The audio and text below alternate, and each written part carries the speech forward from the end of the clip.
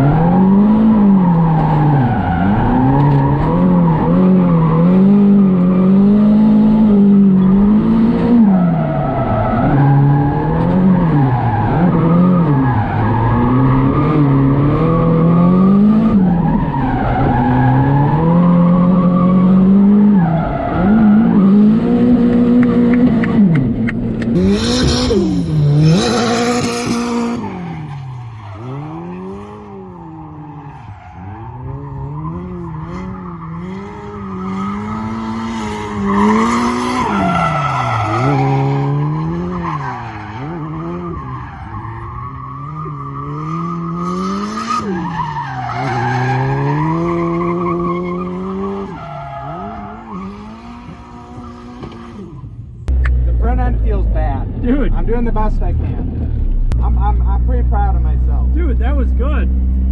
The car doesn't feel good, to be honest. The car does not feel good. And I'm struggling.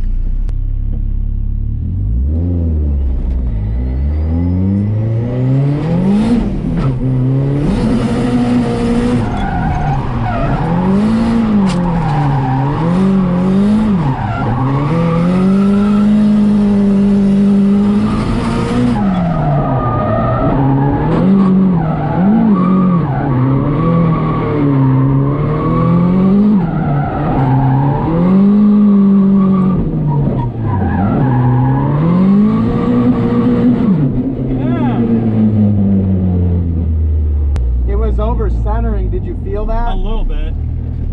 The wheel was getting stuck when I was at lock.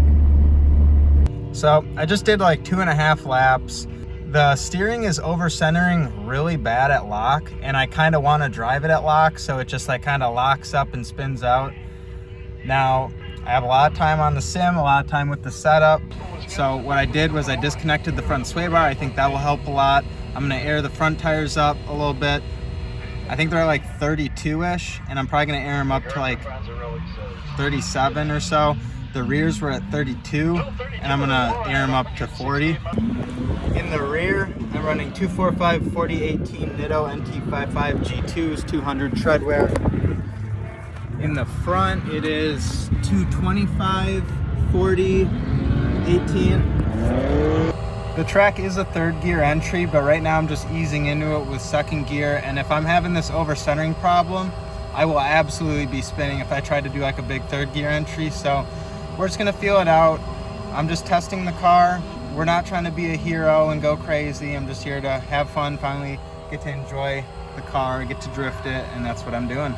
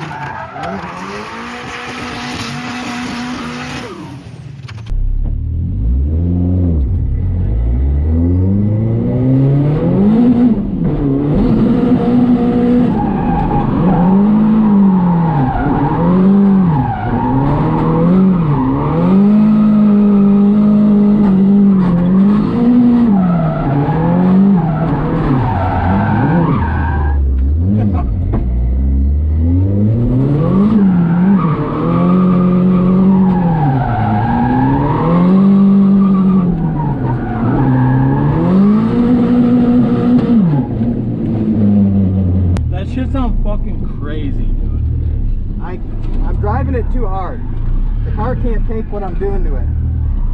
That last transition scares me because it snaps. I gotta trust it. That's why I handbrake. They don't really need to handbrake.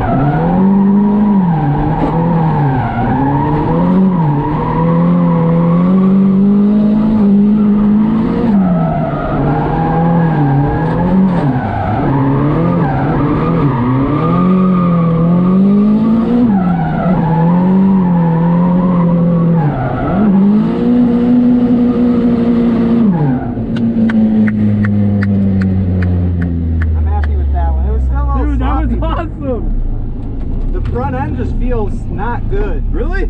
I think the front end feels good. Holy shit.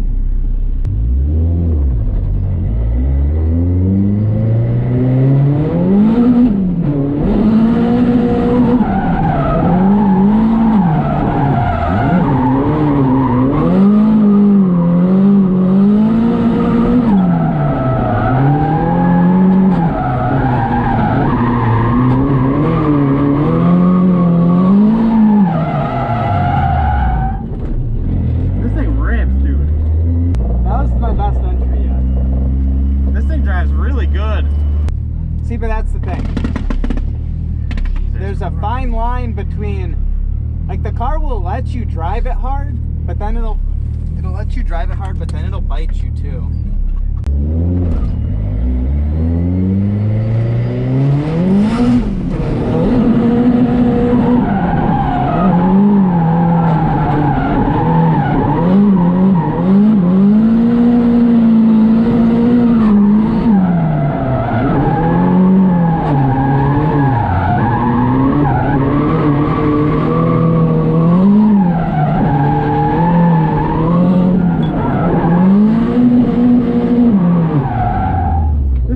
Insane, dude. This thing drives really good.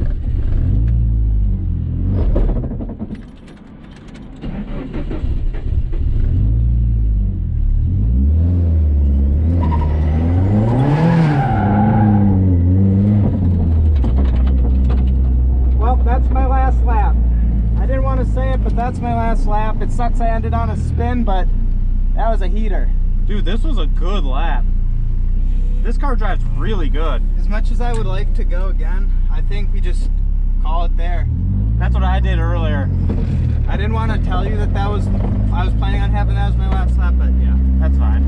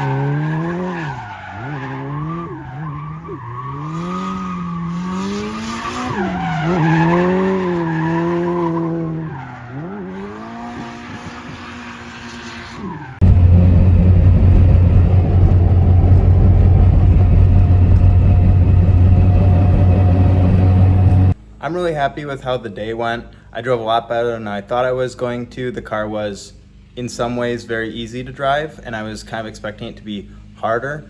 The coilovers felt really good, especially the rear end, the way that I was able to load up one corner, snap it, and had just like complete control over how much it snapped and all that. The front end did feel bad. Some of that had to do with some alignment stuff, but we'll get into that in a minute. The engine, the power band, all that felt perfect. The car is lacking a little bit of angle, but I kind of knew that going into it. I wanted to try it, but you know, with how good the suspension feels and the way the suspension feels, being a little on, it's not a little, it's quite soft. I did stiffen up a little bit, but like I said, we'll talk about that in a minute.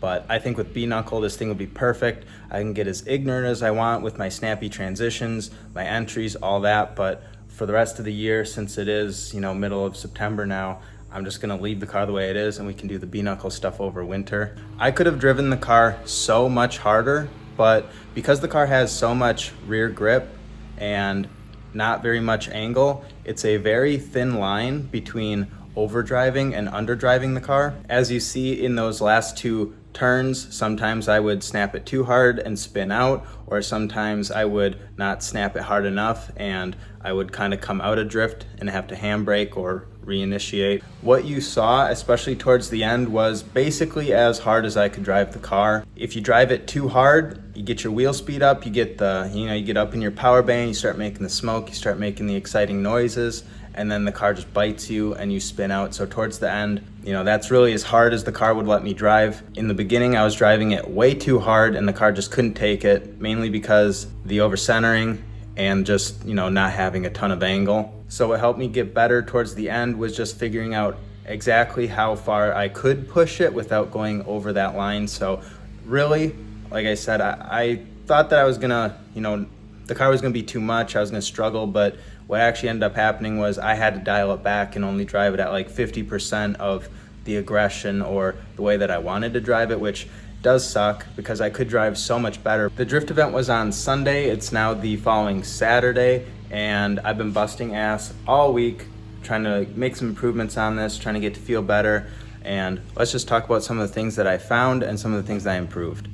You'll see me swap this stock seat in and out quite a bit, and that's just because some of my friends do not fit in the bucket and this is just more comfortable. I do want to get a reclining bride this winter potentially. It's just they're like $2,500, so that's kind of a bit, so I'm working towards it. But the motor for my sunroof rattled loose, so I just ripped that out. I don't open the sunroof. I think I said this in a previous video where I open up the sunroof and then it pulls the seal off and then it's just a nightmare. So I don't open that. I am a sunroof guy. I wish I could, you know, open it, but I can't. So the motor's out, that won't rattle anymore. My dash was rattling. In case you're wondering what my GoPro setup is, or my mount, it's just that. The driver's side, both coilovers were a 1/2 inch lower on this side than that side, so that definitely did not help. When I first put my body kit on and stuff a very, very long time ago, like 5 years ago, I didn't really have it mounted perfectly. Now it is, but this was like a little more in. So then when I put all my fully adjustable front suspension on, this wheel looked like it stuck out a lot more. So the track width on this lower control arm was 10 mil shorter than that one. So that kind of makes sense why when I would adjust the caster or the tension rods, why it never really was equal. But now it's all square and that should help. When I would hit the brakes, my steering wheel would turn to the left and I never could figure out why. I think the car had too much caster and the wheel was kind of floppy. As you can see in the video, when I'm, you know, like letting the wheel slip through my hands a bit, it's just flopping really hard. So I moved the wheel back as far as I could. I didn't actually get my caster, you know, like it's supposed to be around like 6 degrees, but I don't have time to take it to an alignment place or anything like that. So I just moved it back a 1/4 inch, which is as far back as it can really go. Now I'm on an 18, I've got a 40 sidewall. So my shit's a little bit big, so it's more prone to rubbing, so this is really as far back as I can go, and that's just gonna be the way it is. After I film this video, I gotta reset my toe. That's just gonna be 1/8 inch toe out, zero toe in the rear. The rear is very grippy with all this PBM stuff and the dynamic toe. I have no toe in it and it still has a ton of forward drive. That night, I just went back and I watched a bunch of old Chelsea DeNofa setup videos, just kind of get a refresher on all of that. And basically I'm gonna change kind of the way the car is set up. So to me, it felt like the car had way too much rear grip. I think I started out with like 32 PSI in the rear, and then I aired the fronts up to like 40 and it didn't feel better. So then what I did was I aired the fronts down to 30 and aired the rears up to 40, and I disconnected the front sway bar, which gives me more grip. And basically when you have the sway bar hooked up, it kind of pushes that opposite corner into the ground more, giving it more forward drive when it's on throttle or at angle. And I felt like because the rear end has so much forward from the just like the knuckles and the rear suspension that I have, that I kind of wanted to get rid of some of that. So I unhooked the sway bar, which gives you more linear grip regardless of your angle. So it kind of keeps the amount of grip you have the same, whereas if you have a sway bar, you have more grip at higher angle than at lower angle. So basically what it'll do is on a track like Mayhan or a track like GLD, when you throw it in big and you get on throttle, no sway bar will allow you to like do a wider sweep. Whereas like say you're trying to drive Mayhan, you throw it in and you keep coming up short, the car keeps driving in too soon. You run over the curb, you run over the rumble strip. What I like to do with cars on Mayhan on the sim is just run no front sway bar so you can get on throttle and the car kind of goes wider.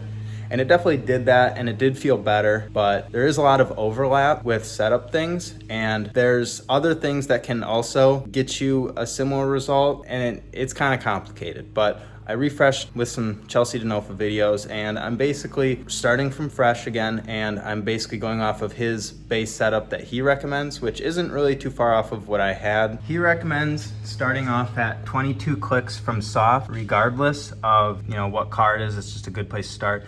I think I was like 18 or 17 or something. The rear was a little on the soft side, so I stiffened that up like three clicks. I don't know where it is. I've set it around the middle. I think it needs to go up a little bit. I think it could go up even more than that, but we're just gonna start out there. The car was rubbing on the inside where like I have it welded and stuff, so it was squatting. That should help with that. But also actually, I think the side that it was rubbing on was the side that was a ½ inch lower. So the car should be a little more balanced and stuff. Camber should have a little more camber now, because my camber adjustments on the top are the same on both sides, but the track width was 10 mil, more inwards. So that's a little less camber. From my experience on the sim, I have a lot of laps on GLD on Assetto Corsa, and the track likes more camber because it is a pretty tight track, and if you want to drive it with a lot of throttle, you want more camber so that when you're at high angle you have more of that contact patch.